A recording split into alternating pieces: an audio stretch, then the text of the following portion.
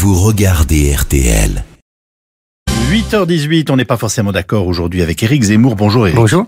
Le parti de Viktor Orban frôle donc les 50% aux élections législatives en Hongrie, alors même que le scrutin de dimanche a connu une très forte participation. Le Premier ministre pourra tranquillement entamer son 3e mandat consécutif. Oui. Le triomphe de Viktor Orban va bien au-delà de la petite Hongrie. C'est une nouvelle victoire électorale de ce que les élites occidentales appellent avec mépris le populisme. C'est une leçon pour tous les partis de droite. Le parti d'Orban, qui est toujours membre du PPE, vous savez, ce grand groupe qui rassemble les républicains français, la CDU allemande, a gagné haut la main en assumant la lutte contre le grand remplacement et pour les racines chrétiennes de l'Europe, et en donnant en contre-exemple les pays multiculturels comme la France. Après l'Autriche, la Slovaquie, l'Italie, la Pologne, le mouvement Parti de Hongrie est revenu à la case départ. C'est la moitié du continent qui désormais s'oppose à Bruxelles et aux deux patrons de l'Europe, le français et l'allemand. C'est la moitié de l'Europe, y compris l'Italie du Nord, qui fait sienne l'illibéralisme théorisé par Viktor Orban. Alors, soyons clairs, que signifie exactement ce terme d'illibéralisme ? Alors, contrairement à ce que disent les grands médias internationaux qui ont fait une campagne acharnée contre Orban, l'illibéralisme n'est en rien contraire du libéralisme, encore moins de l'économie de marché.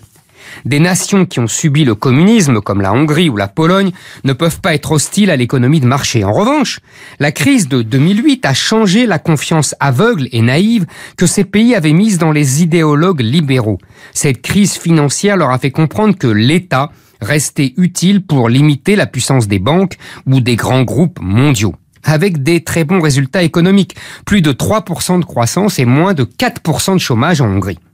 De même, la crise des migrants de 2015 a montré à ces peuples que le fameux État de droit, tant vanté à Bruxelles, leur interdisait de fermer leurs frontières à des migrants dont ils ne voulaient pourtant pas.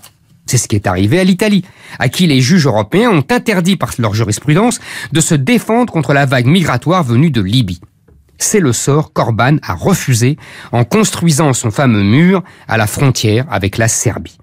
Là encore, Orban a remis les pendules à l'heure. L'état de droit est devenu la dictature des juges au nom de la religion des droits de l'homme. Alors la question se pose. Quand l'état de droit devient le contraire de la démocratie, c'est-à-dire la volonté majoritaire du peuple, que doit-on choisir ? Pendant que les pays occidentaux ont choisi l'état de droit, la Hongrie et tous ses voisins ont choisi la démocratie. Le temps n'est plus au vieux débat entre souverainistes et fédéralistes. Plus personne ne veut quitter l'Europe et tout le monde a renoncé aux États-Unis d'Europe. Encore moins au conflit suranné entre libéraux et socialistes, puisque les socialistes sont tous devenus libéraux.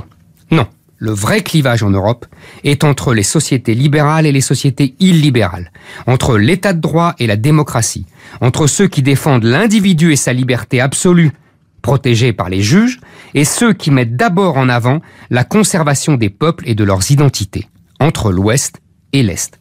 La victoire d'Orban montre